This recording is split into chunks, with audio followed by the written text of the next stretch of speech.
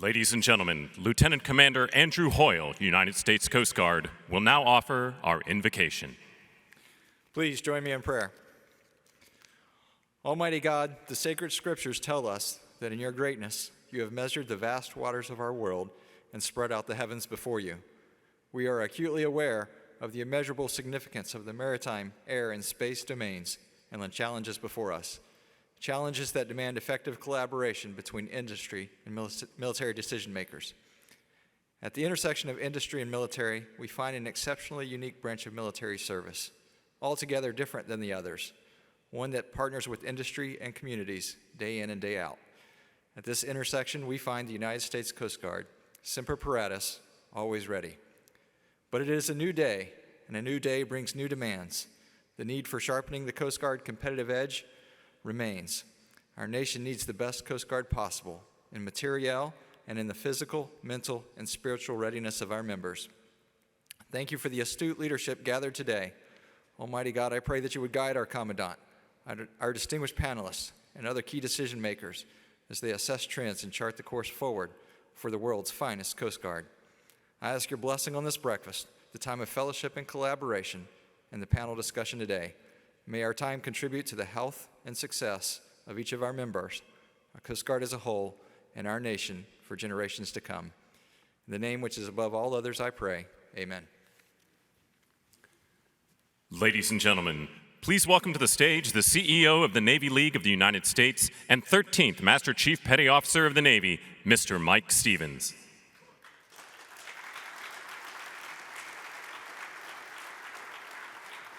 Right. Please have a seat, unless you want to stand.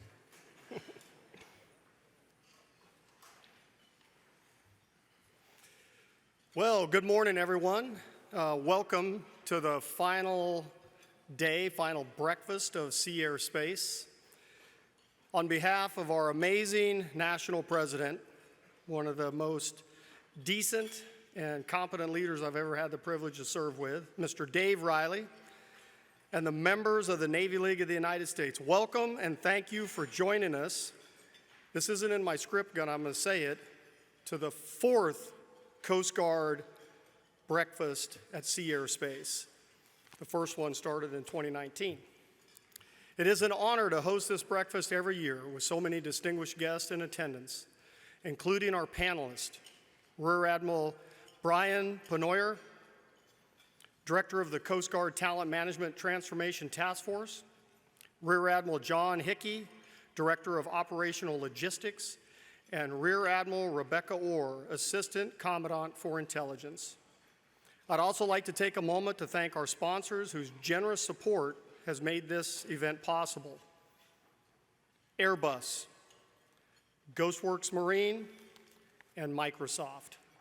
And now it is my pleasure, if the Commandant's ready, it is my pleasure to introduce this morning's moderator, Admiral Linda Fagan, the Commandant of the United States Coast Guard.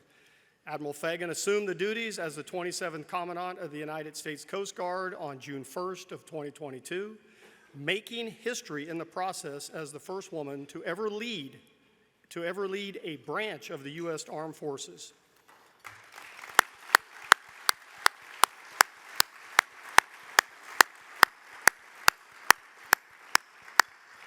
She previously served as the 32nd Vice Commandant. Prior flag assignments include Commander Pacific Area and Commander Coast Guard Defense Force West, Deputy Commandant of Operations Policy and Capability, Commander 1st Coast Guard District, and a joint assignment as the Deputy Director of Operations for Headquarters United States Northern Command. Admiral Fagan holds a Bachelor's of Science in Marine Science degree from the U.S. Coast Guard Academy, a Master of Science in Marine Affairs degree from University of Washington, and a Master in National Resource Strategy degree from the Industrial College of the Armed Forces. Admiral Fagan, the floor is all yours.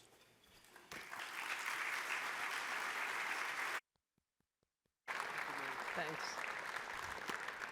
Hey, so good morning, everyone. Thank you for joining us. I was reflecting on how far we've come here for our 4th Coast Guard breakfast, and I know it's early on the third day of Sea Airspace, and really appreciate all of you attending. I think we're going to have a great discussion here today as we sort of talk about where we are as a Coast Guard and some of the work that we've embarked upon. So I was also reflecting this morning. It was a year ago at this event that my nomination was made public. I knew I was stepping onto a bullet train. I did not appreciate how fast that train was going to move, and in fact, am still a little amazed that how quickly a year has gone by. We are in a great place as an organization. I am very optimistic for the future of the organization. However, there is work to do. Work around workforce, talent. You know, we continue and remain committed to our acquisition projects. We've got policy and program work in front of us, and challenges. But in those challenges, I see nothing but opportunity. This is a generational opportunity to really bring the service into the current kind of modern setting. The workforce demands it, they expect it, and it's critical work for us as we move forward. I'm going to bring the panelists up here in a minute, but I would also like to thank the Navy League and our sponsors for holding this breakfast and allowing us the opportunity to share with you some of where we are as a Coast Guard. And so as I say, you know, it is an exciting time, and you heard me talk at the Service Chief panel, if you were there on Monday morning, about global demands on the service, the value proposition that your Coast Guard, our Coast Guard, brings to the nation, the key role we play in that competitive space as we engage with allies and partners. You know, I've had the opportunity now over the last year to engage with, 20, 30, 40 different navies and Coast Guards around the world. And our role as a leader in some of the maritime governance, maritime constabulary work that is ready-made for a Coast Guard. Those nations are hungry for that engagement and partnership with the U.S. Coast Guard, with the professionalism and leadership that we bring into that mission space. So let me bring up our three panelists, Rear Admiral John Hickey, Rear Admiral Rebecca Orr, Rear Admiral Brian Penoyer. I'm not sure they had an opportunity to eat. Hopefully they're well caffeinated, because we're gonna put them to work here this morning. So as they're coming up, we've a number of initiatives that were implemented that I implemented under the Commandant strategy. Come on up, and key areas of emphasis. They each reflect different organizations or areas in the administration, in the organization where we've got fundamental change going on. And so we're going to spend some time talking about that. I do want to just foot stomp the Coast Guard strategy, which we published last fall.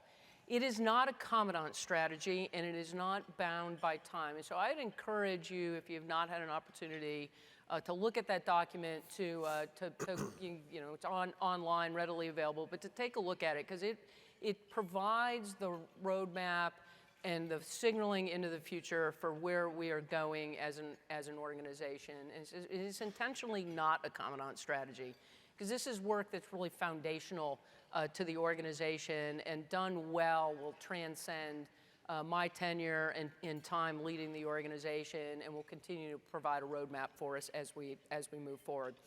So our intent today is we want to drive a conversation around workforce, some of the global demand that you've heard me talk about, and how tomorrow will look different. Each of our panelists have a key role in some of that work. So let me tell you a little bit. Brian Penoyer, who's heading up our Talent Management Transformation Task Force, he has really been on point, front and center with some of the transformative change, particularly around workforce, that we are driving. He, I'm sure, will reflect and share. Culture change is hard. I know what my intent is. He's clear on the intent, yet I still get the data points that, yep, nope, that hasn't translated all the way out to to where we're impacting the life of the E4s and E5s on the deck plates. John Hickey down at the end, he's the director of operational logistics. He's got some great and interesting work going on that helps us continue to bring logistics forward in a way that is responsive to the work, the collective work that we're doing. And increasingly, we're talking about, this is about mission. It's not about operations and support. It's about mission, creating effect and impact in the operational domains in the world that the Coast Guard serves in. And then Rebecca is leading our Coast Guard intelligence branch. Brian and Rebecca have been in their jobs a year now, so they're having some of the same year reflections that I'm having. John has been in his job two years now. So let me stop talking. You've heard me at the Service Chief panel on Monday, State of the Coast Guard, all of the thematics that are out there, and I'm gonna start with Brian. Right, you've really been front and center on some of the transformative workforce work that we've had going on, and so if you could reflect on what are some of the challenges that you've encountered in that world of work? What are some of the significant transformative changes that we need to make, both from a policy standpoint and at some point from a resourcing standpoint? So Brian. Thank you, ma'am. Yeah, I think you hit the nail on the head earlier when you talked about the central challenge being one of culture. But we've already made a great deal of progress that I think it's important to realize that these trends are not new, certainly to the industry, certainly not new to the military, and a lot of very significant progress has been made in things like making our workforce, military and civilian, more permeable to people coming in and out at different points in their career. And so our lateral entry program that we've beta tested for the enlisted workforce, some of our programs for the direct accession of commissioned officers, some of our enhancements that we've made in remote work and telework, and in our hiring process. There are a lot of successes, but centrally I would say, ma'am, that culture being the big challenge, we've done all the easy stuff. So now we're down to the really big drivers, and really some of that is really understanding the range of implications of these things. So we generally talk about it like 4 big drivers of where you've asked us to take the Coast Guard.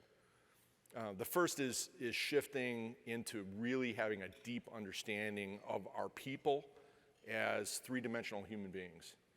What are their interests and preferences? What are their talents? Not what are their current skill sets, but what are they capable of? That gets into personality attribute and learning style and just natural God-given talent. And then correlating that with their experience to the needs of the service, right? People want to be managed as human beings. They don't want to be treated as parts. That's a big shift, and it sounds simple, but I raise that one just as an example because, and I'm sure John and Rebecca have seen this in their respective workforces, it sounds simple until you actually start applying that. You can fairly easily get to how we would make different assignments, but now think about how a promotion board might work differently in that environment, where we're judging people's potential, we always have, but in much more detail than we currently have. That culture change and really understanding the implication of that culture change, I think, is the central challenge. Yeah, I reflect, right? We run the same talent management system that the other services do. We're a military organization. We've all had a very similar system for 75 plus years. It's an up and out system. You enter at the lowest rung, both on the enlisted side and the officer side, and then march forward at a fixed pace.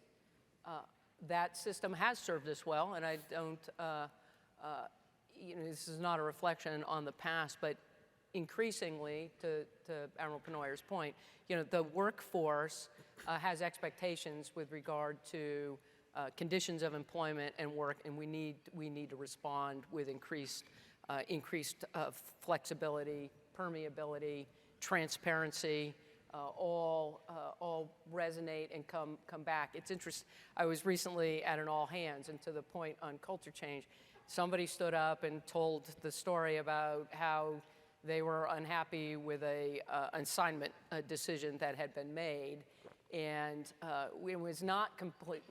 It was not consistent with where my intent is as we move forward, but it was consistent with the organizational culture around assumptions on everyone has to be worldwide deployable. You have to move every 3 or 4 years, and so getting the rule book, the playbook unpacked is some of the work in front of us. And so, Admiral Hickey, so in your world of work, the logistics work, you've obviously, there's a workforce component to this, but how are you working with your workforce to transform and continue to be responsive to expectations, needs, training, service delivery with the logistics workforce? Yes, ma'am. No, this is a great opportunity to talk about some initiatives we're working under Admiral Paul Thomas's commander's intent to professionalize our logistics and mission support workforce in lockstep with what Brian's doing on the overall transformation effort. So one of the things I like to talk about is these change drivers, right? Accelerated pace of change, increased demand for global Coast Guard, increased complexity of our systems as we acquire new assets, are driving a need for increased expertise on our logistics workforce. And let's face it, right? Over the years, we've just taken engineers, right? Civil engineers, naval engineers, electrical engineers, and say, okay, you're anointed now, you're a logistician, right? And I often, joke to my staff as the director of operational logistics, if only I knew something about logistics, right? It's a specialized field that requires some deep partnerships across the interagency, internationally, and with industry. And so we're trying to get after that. I am working hand in hand with the chief engineer of the Coast Guard, Admiral List, to create a logistics specialty code that has with it apprentice, journeyman, master's level certifications, knowledge factors, expertise. So we're on the, just in the crawl stage of that, but I'm excited about it. I think it's going to be necessary to posture our workforce to meet this increasing demand for a global Coast Guard. The other piece I would say, ma'am, is equipping our workforce with the tools necessary to make them successful, right? And so, we're all in the government or work with the government, and sometimes we don't have the latest technology and capability, and sometimes we have more capability when we go home and work on our home computers than we do on our government computers, unfortunately. We're getting after that across the board. One of the things I'm excited about is this thing we call service level standards. And it's, you think about it, it's a performance standard for all of the logistics services we provide across the board, 115 logistics services, and we've created this performance standard. So think about it like Amazon Prime, right? You order a package from Amazon and it's going to come in 2 days. And if it comes within 2 days, you're happy. If it comes after 2 days, you're not happy, right? And so our logistics workforce needs to know what's expected of them, and then our customer base needs to have their expectations managed. And without that, we can't create a positive customer experience. And without a positive customer experience, we can't have job satisfaction, right? And without job satisfaction, we create barriers to service. And I know you're all about eliminating those. So excited about that. We're rolling that out. We've been working on it for 18 months. And I think both of those, ma'am, will be really helpful as we get after your commander's intent. Yeah. Thanks, John. So Rebecca, representing our intelligence workforce, and I reflect on the journey we've been on as an organization, as a member of the intelligence community, and I can't imagine where we'd be as a service if we weren't serving in that role. It is an important part of our identity and the contribution that we make to national security for the nation. But it is a very specific skill set. We've definitely matured that workforce, but as you reflect on where we are with our intelligence workforce, And if maybe you could reflect on where we are and what some of that work that we need to do to transform in that segment of the workforce is. Yes, ma'am, absolutely. Well, first of all, I didn't know that logistics and Intel had so much in common. So it's pretty interesting to hear John describe the challenges in the logistics community. So you've heard for a long time the Coast Guard uses the term intelligence-driven operations, and we are really focused on changing that, because what intelligence provides the United States Coast Guard is rigor in decision-making to support mission across the board. So we are undertaking a wholesale intelligence transformation effort. It is focused on every aspect of our workforce and the ability to deliver intelligence to national level decision makers and mission, not just operators, but mission performers, if you will, at every level of the organization. And that takes a wholesale rewrite of your training, your toolkits, your technology, and very thoughtful approach to how you, in a very repeatable way, get that information out to every level of the organization. So we really achieve that rigor in decision making, and we buy down risk for the nation and for the Coast Guard. Yeah. So could you talk a little bit about then the role of data? So we have established a role of data and analytics. So there's foundational work going on internal to the organization with regard to governance and structure around data. And I'm going to ask each of you this question as you reflect on your worlds of work. I'll start with Rebecca. How is data and the data work going to help as you transform your particular world and workforce? I think at the most foundational level, it is all about data. And I'm in so many conversations when we talk about the data that is left on the cutting room floor and the probability that we probably have the answer in our hands. Yeah. The big we, not just the US Coast Guard, but we haven't harnessed all of that data and the power to connect that data to enable better information and better decision making. Yeah, I reflect on how much, we all have people sitting at computers, entering information, sometimes in narrative form, sometimes it's actual piece of information. But until we get it into a structure that allows things like machine learning, AI, predictive analytics, it's not even useful. It's not interesting or useful, and data does become a key catalyst for the kind of change that we're looking to implement.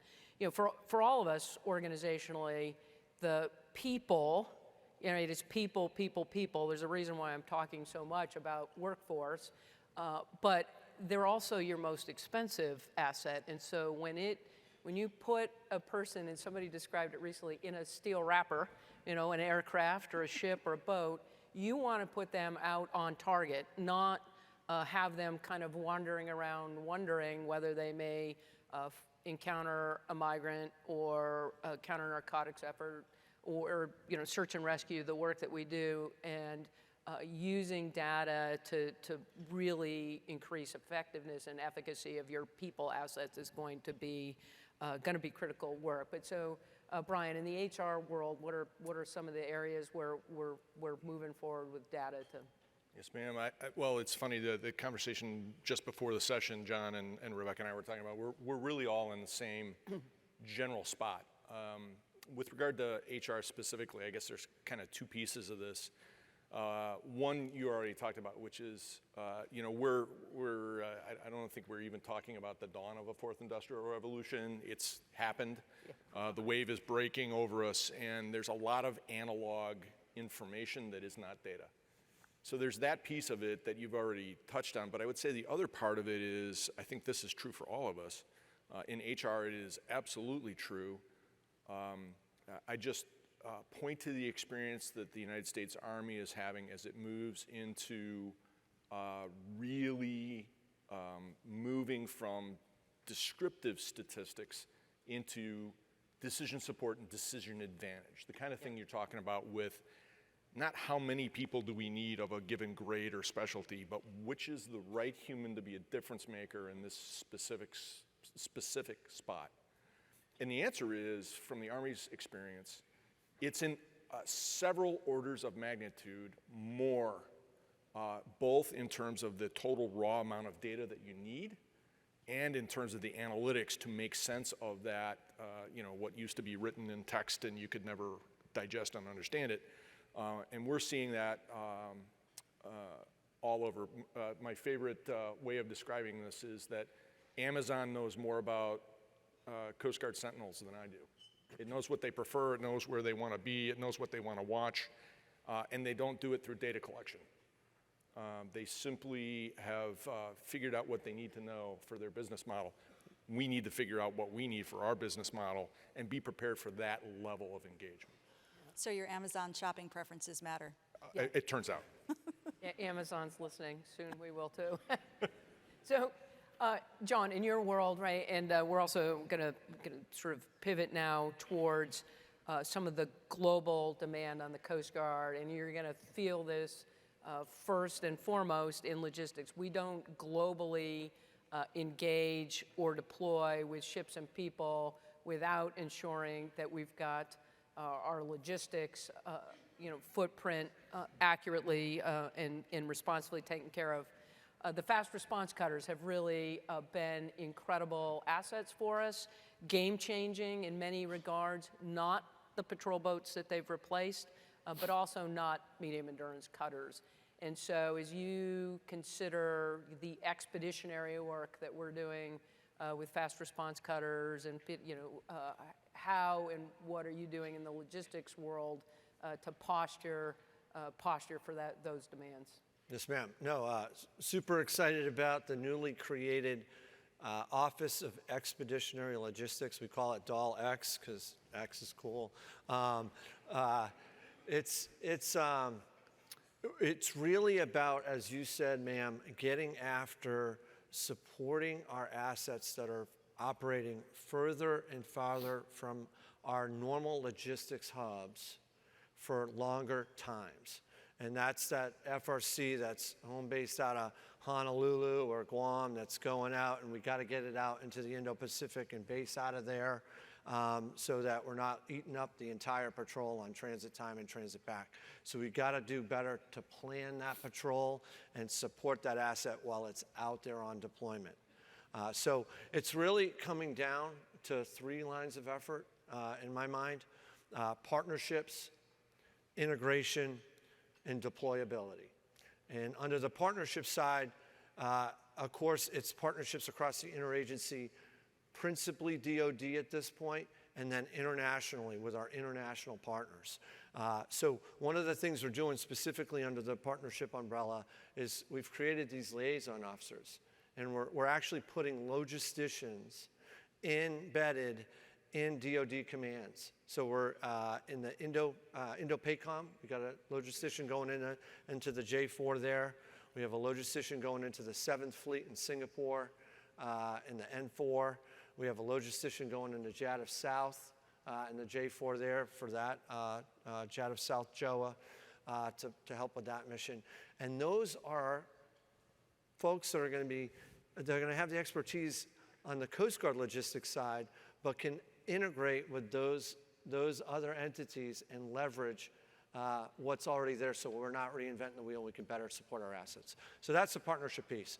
The integration piece is really, really critically important because what we've done, right, we have all of these mission support lines of service coming in to support these assets, these cutters that are getting underway and going far away for a long time. They have limited connectivity out there, right? And we're asking them to coordinate the mission support across all the different lines before they go into a port. And what we want to do is give them the easy button and say, you just call this mission support integrator and they'll figure it out for you. And so we can do that in the, where we've placed these LNOs, these liaison officers in those commands I just mentioned. But we have to do that in other places. So we've deployed downrange logisticians, and there's a couple of instances of this. We did it for the Midget on their recent Westpac patrol. We did it for Mohawk in Rota, Spain. We had a logistician embedded there with the 6th Fleet for their escort of the new FRCs to Bahrain and their patrol off Africa. And what we found is that they can quickly respond, plug into the logistics hubs, and get the parts to the cutter that they need. And the Midget, we had a great instance where we were able to repair their MIL SATCOM in time for a critical operation in the region. So super excited there. That's the integration piece. And then the last piece is deployability. Just as we deploy our operational assets, we need to deploy our logisticians, right? And so we are doing that. We've created a deployable support team. They're going to be home based out of Guam. They'll arrive this summer, and they will deploy throughout the region. And so the first one, I've been working with D-14 Commander Admiral Michael Day.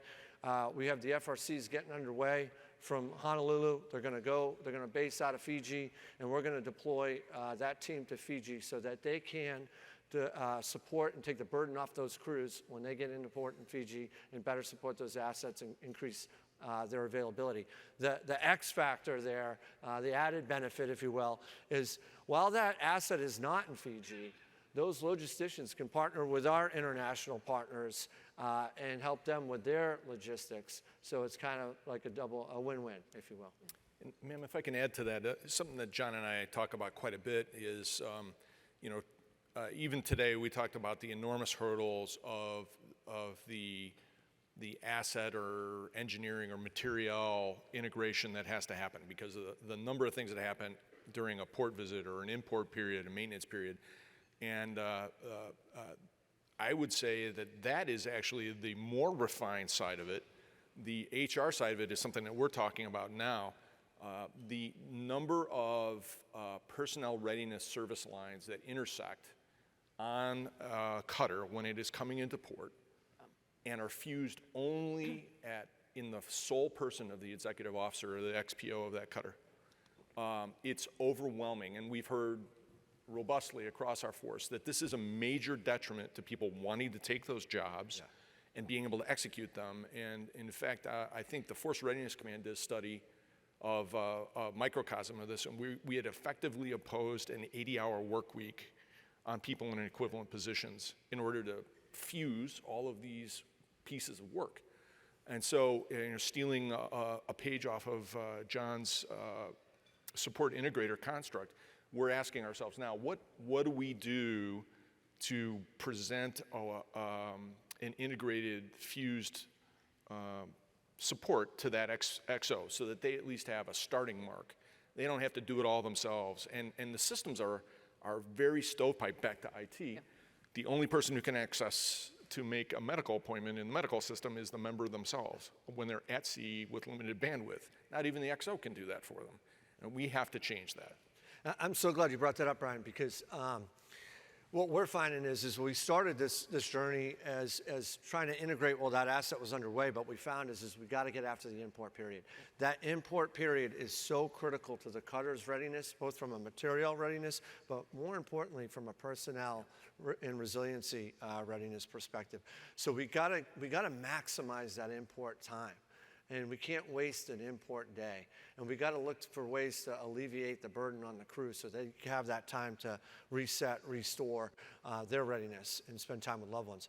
So we can increase the attractiveness of that duty and also our mission effectiveness. And so I think, well, just a comment on your expeditionary logistics. I think just the power of, the single Coast Guard person. A lot of times I think we think of the global Coast Guard as a very asset-based Coast Guard, and the power of individuals, right? These single individuals that are going into combatant commands, or the folks that we have overseas on just on a training visit or in a fusion center.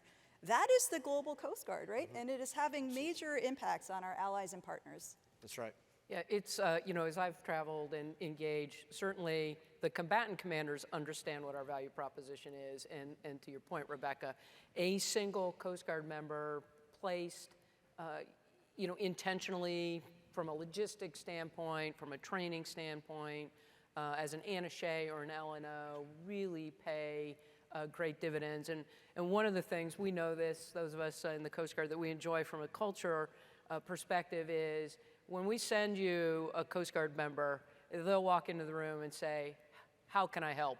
They won't ask who's in charge, what's the C2, how can I help? How can I improve whatever the problem set is that we're working on. So as I've listened and to the work you did, the logistics work, HR work, intel work, we had a conversation just a couple of days ago about where I'm going to go with this is, readiness and sort of ready for what, and this is about creating presence and impact as we counter risk, and that risk environment has certainly changed.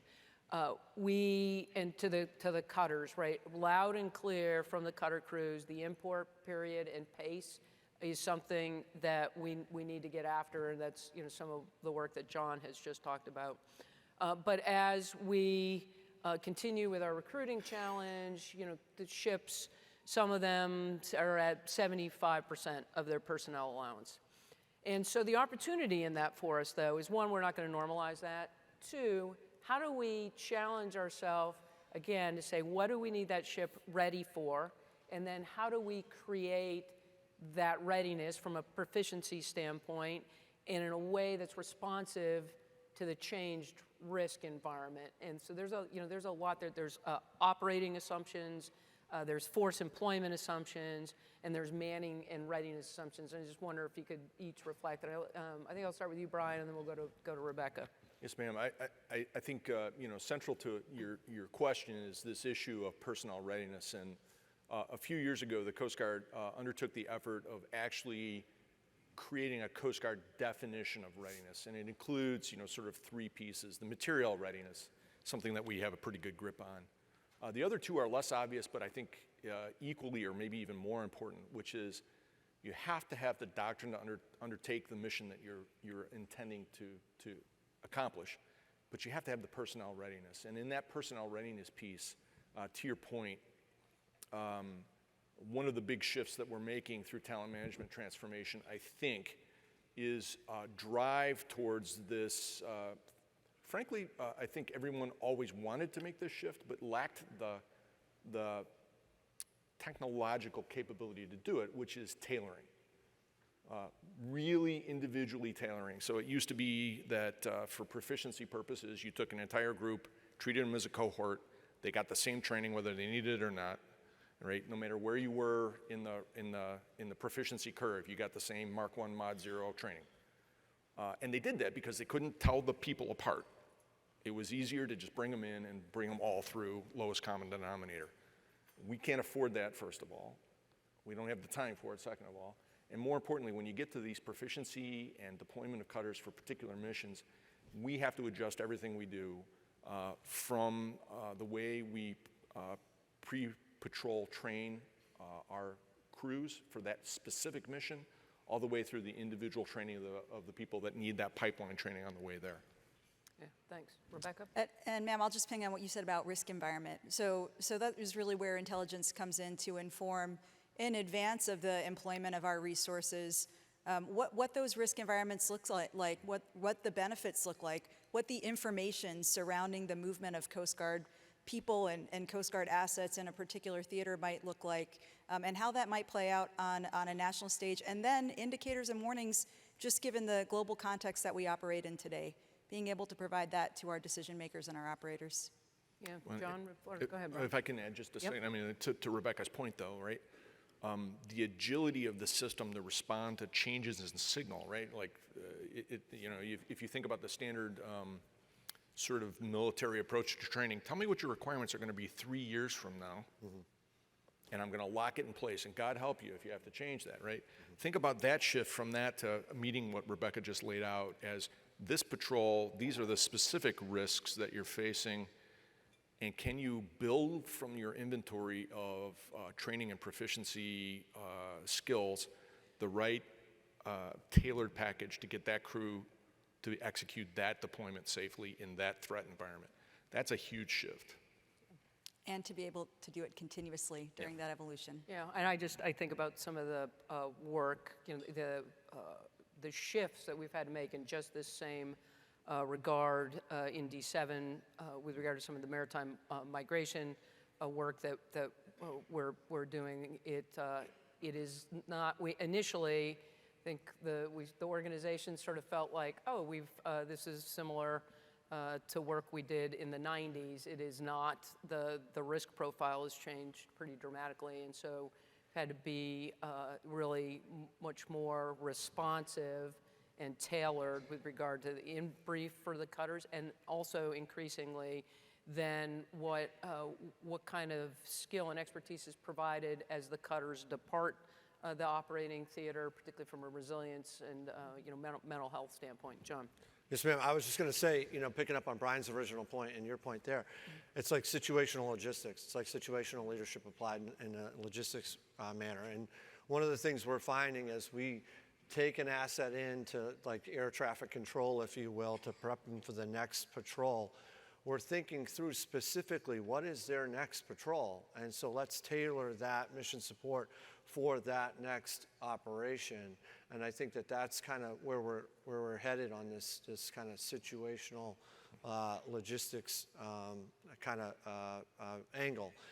What I would say also, you said ready for what? That was the original question. One of the other things we're thinking through as we kind of mature our logistics service delivery is, what if we're in a contested environment, right? What does contested logistics look like? I think we can assume that, we have to assume that we will be operating in an environment that's contested. And so that's, again, where we're leveraging those partnerships with DoD to help us think through that and plan for that. And I would just add on to that, that idea of thinking about ready for what in terms of contest is not limited to logistics. So Admiral Miriam Lafferty, who I saw earlier here today, Director of Reserve for the Coast Guard, she and I talk on a frequent basis about the fundamental shift of returning to a model for our port security units of austere operating environments, something they haven't been doing as much in the last 20 years, and then thinking through the psychology of preparing the workforce for a contested environment. And I'm not talking necessarily even about, God forbid, a combatant environment. I'm talking about just a contested environment and how that's different from what our experience and expectation has been in the last, frankly, couple of military generations. That's right. Yeah. Yeah, and there's just a resiliency piece to that as well that we'll need to continue to be responsive to. And so for Rebecca, right, as we continue to deploy, we're talking about this global Coast Guard and, and how critical intelligence is to sort of all of what we're doing, both informing, pre-deployment, during deployment, post-deployment. What are there areas where you see opportunity, change to business lines perhaps in Intel, or areas that we're not thinking about now but should be as we continue to mature the intelligence enterprise? Absolutely, ma'am. The first I would say is just distributed operations. I think this idea of everybody being forward deployed to whatever the operational edge is really looks different in the world of intelligence. I think and this gets back to your early question about data and how we use data and how fast we can transfer data and process data.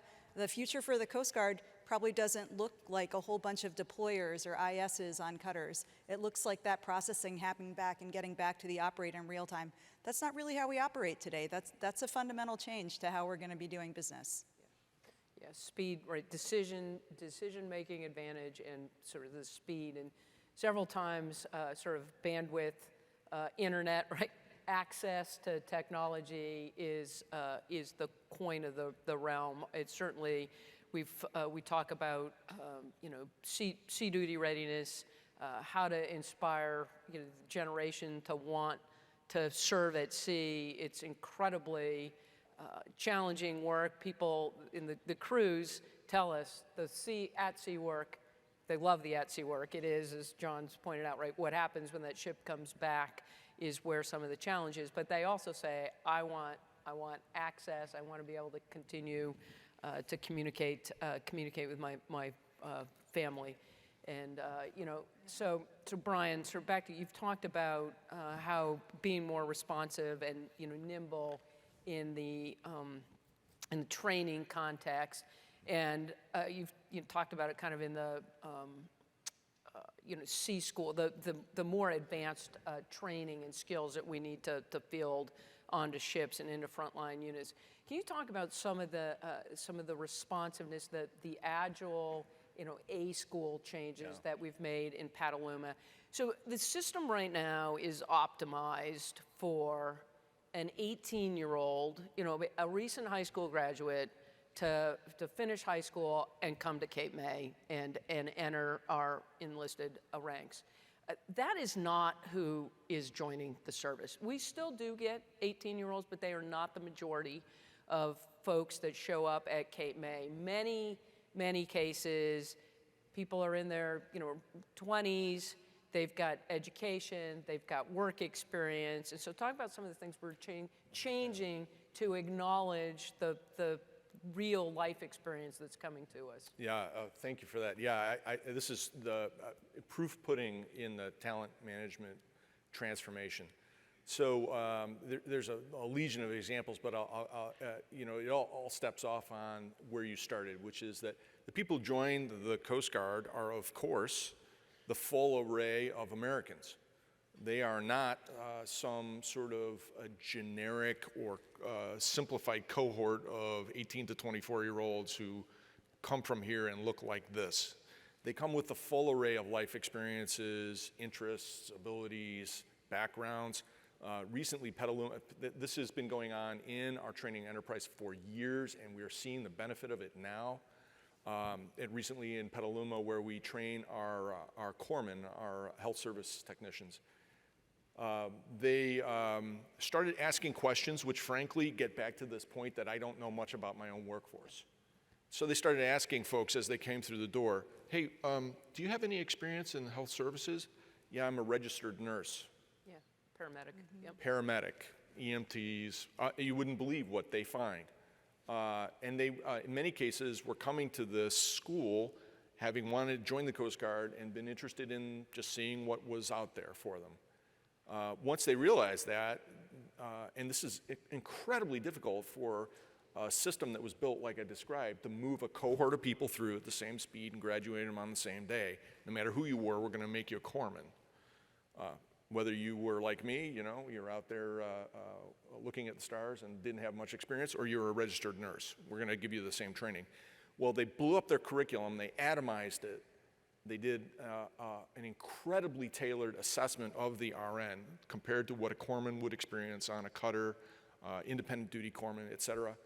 And they only gave that nurse the tailored, atomized pieces that would make, in this case, her completely functional as an independent duty corpsman, and graduated her at the savings of some ungodly number of weeks of training. But more importantly, valued her prior experience, validated her skills, and left her feeling confident that she was able to go and contribute. The only caveat I would give to you on this, ma'am, is that to the point that we tend to talk about all these things like it's the back office that needs to figure this out. The Personnel Service Center in assignments or the Training Center in Petaluma. But if that person graduates and goes to their first unit and is told, oh, you're an HS3, HS3's answer is phones, and we don't care that you're a registered nurse in the real world, we'll have lost the talent war. So it is as much or more cultural as it is system change.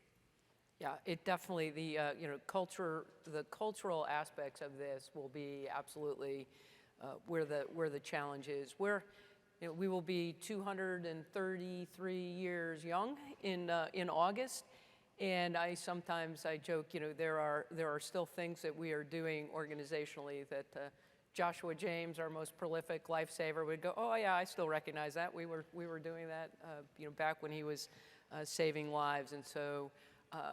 Unpacking assumptions, barriers, culturally is some of the work at hand. I know my team that works with me knows one of my red flags is anytime somebody says, "Well, we've always done it that way," there's a red flag. And so sometimes you can conclude, actually, that is serving us well, and we need to continue to do that. But often it is a tradition that's sort of rooted in the past. So there is ongoing conversation in the headquarters building around workforce structure, the way we manage our enlisted force, which we've done. It's been very traditional, very similar to the way Navy, Marines, the other services. And I'm going to ask both Rebecca and John reflect on your current workforce and workforce pyramid. Rebecca, your workforce is sort of newer as we stepped into that intelligence work. But do the structure around our intelligence expertise, particularly on the enlisted side, is it serving us well? And where are areas for change and opportunity that we might consider? And then, John, I'll ask you the same thing from your logistics and support workforce standpoint. I think that gets right to the heart of the culture discussion when it comes to generalist versus specialist. And I think the very common maybe understanding or belief that the generalist nature of the Coast Guard really enables our agility. And I think there's a lot of truth to that. I'm a generalist, Gen Pop. We all are. But in the intel community, we do require a high degree of specialization. And today we achieve that through an enlisted specialty, an officer specialty, highly specialized national security contractors, and civilians. It truly is a hybrid workforce. But intel isn't just one bucket of intel specialists. And so we're having very active discussions about how do we further specialize in our officer specialty, in our rating? How do we complement with the right number of civilians and contractors? And the future will probably look different. It might look like a cryptology specialty. It might look like folks specializing in the different ints, if you will. And then sustaining that in a way that maybe people can come in and out of the organization at different levels. One of the common complaints we hear from our IS workforce as we go out and talk and we have listening sessions is, hey, I love what I do. And I would be happy to be a cryptologist at NSA Texas for the next 20 years. And we say, we're going to send you to Sector Key West. And that doesn't work out really well. We usually lose those folks to another talented government agency, but I think we have a lot of opportunity to retain this talent. Yeah, and those are some of the cultural assumptions, right, that we're working to unpack. Because the system, not only is it optimized for a young person right out of high school, it also presumes that every officer that comes through New London aspires to the job that I'm in, and every enlisted person that comes through Cape May aspires to be the Master Chief Petty Officer of the Coast Guard. And there are people that we need to put through the full complexity of the system who have the credibility and experience to serve in those roles. But we do that to the entire workforce. And if you miss an opportunity or you say, I'm just really happy to be a lieutenant in Sacramento, and I'd like to do that for the next 10 years. We penalize that individual. You say, well, you're not going to be promotable. That's, that you have to continue to move forward and transfer. And it is a particularly, it's not responsive to the workforce. It's an expensive way to manage the force. And we need to create that opportunity for people to serve as they see themselves serving. And so, John, reflections on what's going on within the logistics world work around workforce structure and expertise. Yes, ma'am. I'm going to take a little bit of a different angle on the workforce structure aspect because, as you know, I have multiple programs that come in under these integrated commands, and so different types of workforces that come together to perform. And what we're after is an integrated mission support delivery system. And so I'm going to reference our Deputy Commandant for Mission Support's commander's intent to deliver responsive, innovative, and integrated mission support, right? And so we are really leveraging integration as an organizing principle.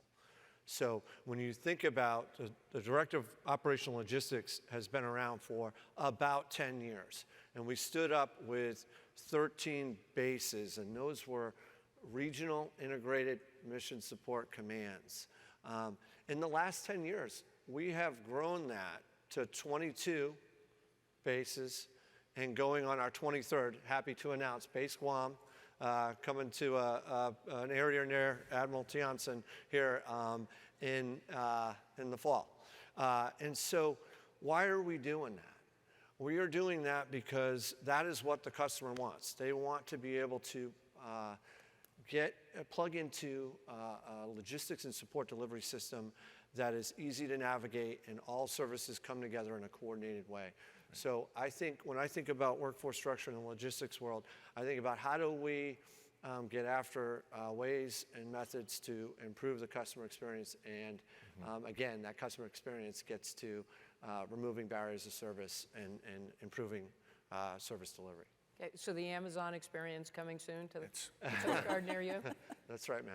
Yeah. You know, ma'am, if I can jump in just to add, you know, what I hear behind what both John and Rebecca are talking about is, you know, we've talked about this change driver in the Coast Guard, and I think it's true across all the armed services. There was a presumption of a model, and in our case, the model was really written in the 1960s, that we would have a workforce that was largely pyramidal because we needed a lot of marginally skilled labor at the bottom that would progress to a certain number of journeymen, but lesser. And as we bring on new assets, we enter new mission spaces, what we find is the actual demand signal is not for a lot of marginally skilled labor at the bottom. It's for a lot of journeyman practitioners. Whether you're talking about our marine safety missions, our intelligence missions, particularly the professional engineers. And so a lot of these workforce planning and workforce design structures really are a tough fit for us at this point. They do serve us very well for the core of who we are.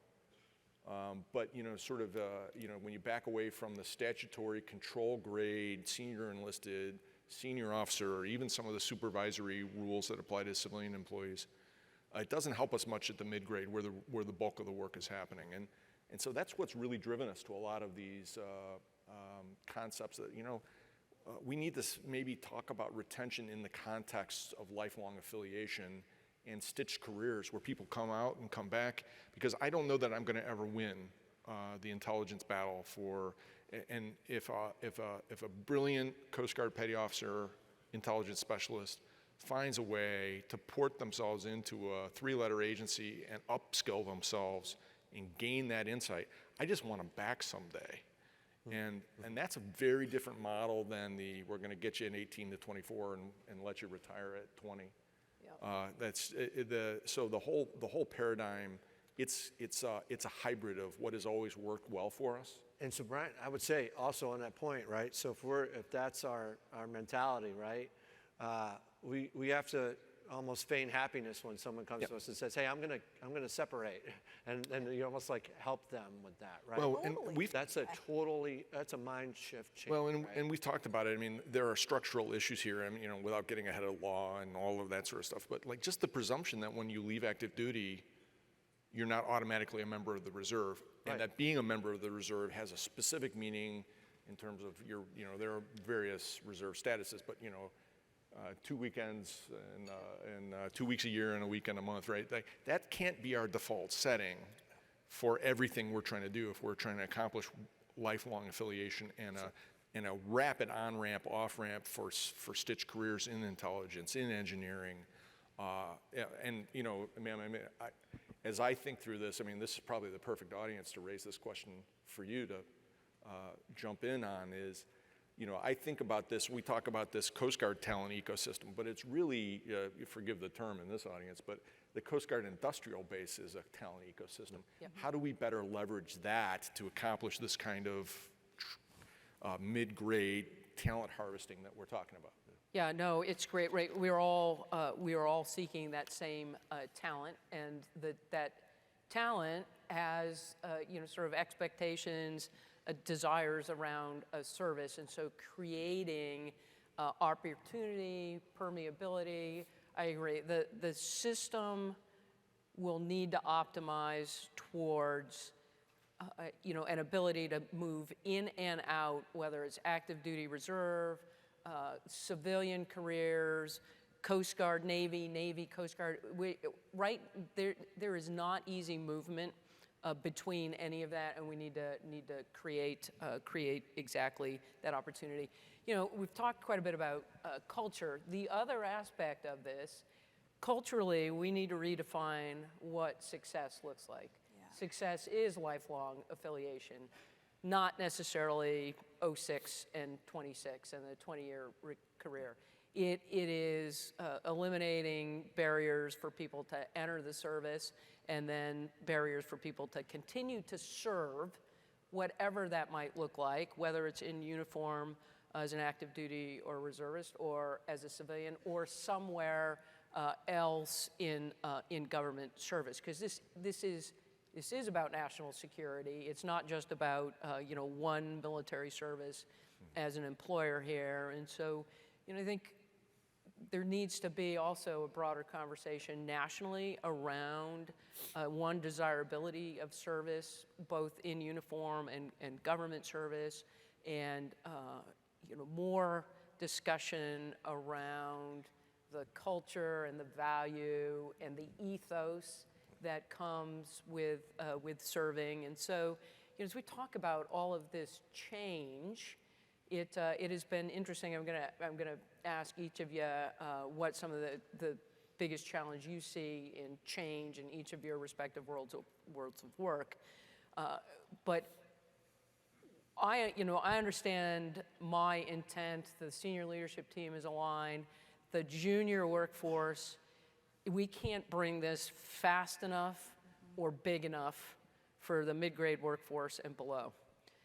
However, the 05, 06, the little more senior group tends to get a little angsty when we talk about this change, because it's like, whoa, whoa, whoa, I know what success looks like. It worked for me. Why are we changing it? And so I'll start with John. What do you see as the biggest impediment in the logistics world to the kind of transformational, generational change that we have an opportunity to make?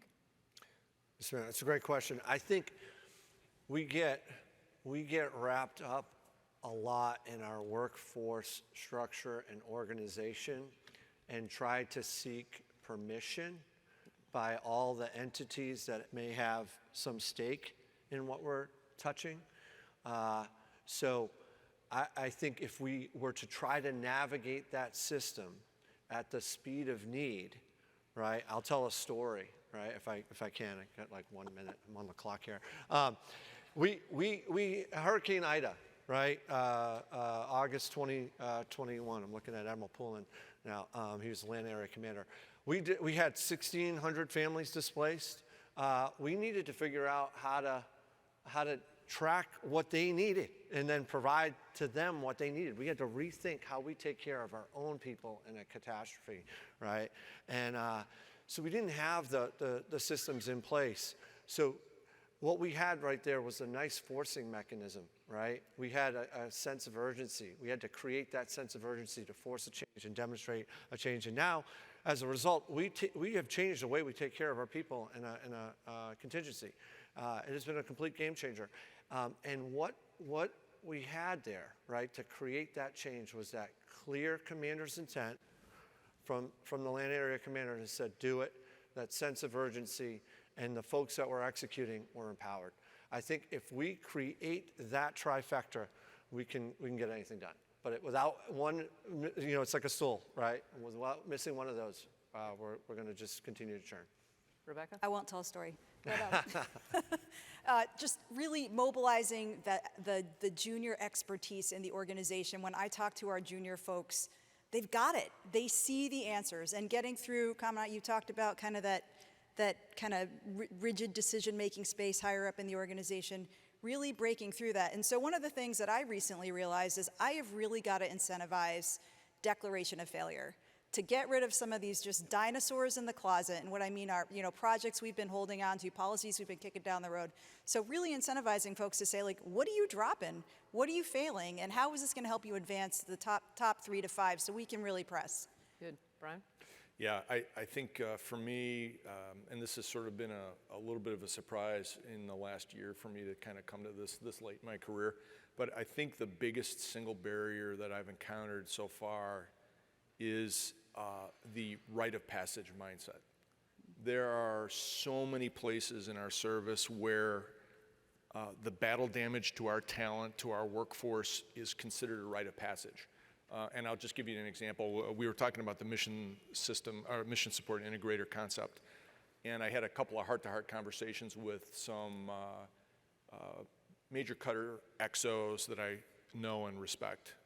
And without violating the Chatham House rules of those conversations, we were describing this question of, like, would this really help if we were better at integrating all the personnel readiness services giving the XO this kind of support and how much would that really help and so on.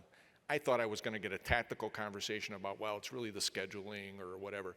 What I got instead was, well, sir, I like what you're saying, but you know, it's kind of a rite of passage.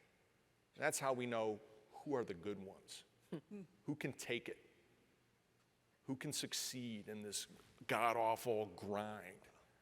And that's how we know who the real thoroughbreds are. And you're going to take that away, you're going to crash the system, and I won't really know who are the good ones. I heard that in that context, and I've heard that some version of that conversation 15 times since. Yeah, thanks. Well, I am mindful of time here. Gonna just one quick speed round, and then we will conclude. So, in this vein, right? What have you had to rethink, unknow, assumption that you walked into each of your positions with that you have had to let go of to help with some of this work? Brian, and then we'll go down. For me, it continues to be unlearning what everybody knows about what people want. My attorney in District 11 in California used to say all the time, every time we would meet, she would say, "Sir, before we have this conversation, remember, the bell curve of humanity is very wide." And I have had to learn that over and over again. If you think you know what people want or what they're good at or what's going to be successful, you're wrong. You don't know. Yeah. Rebecca?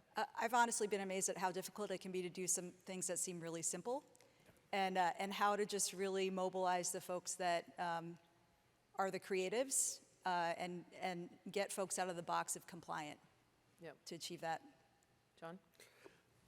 My biggest thing that I had to unlearn was, I thought you could say something and people would understand it and remember it. But as a commander, especially, at the flag level, where you're so removed from the workforce, even your commanders, the amount of times that you have to say something to get it to sink in. And I'm the same way. I'm a little thick-skulled too, so I realize I do this too. But if you have three things, you have to say those three things every single time you touch your folks, so that it eventually sinks in and they get it.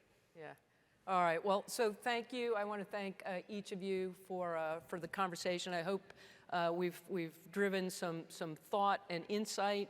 Certainly, as we talk about workforce transformation, how we are posturing the Coast Guard globally for the mission and the demand and expectations of the nation on us as a military service and a maritime law enforcement agency and constabulary force. I am super optimistic about where we are and what that opportunity is that's in front of us. It's people, people, people. We're drawing some incredible talent into the organization. I have a sense of urgency for the work that we've embarked on. If we don't get after what we've talked about up here, it won't matter that we've got all of the great ships and aircraft coming at us. We won't be able to generate that readiness. So thank you to the panelists. I hope everybody enjoys the rest of today. I know it's just been a great Sea Air Space event, and really appreciate everybody joining us here this morning. Thank you.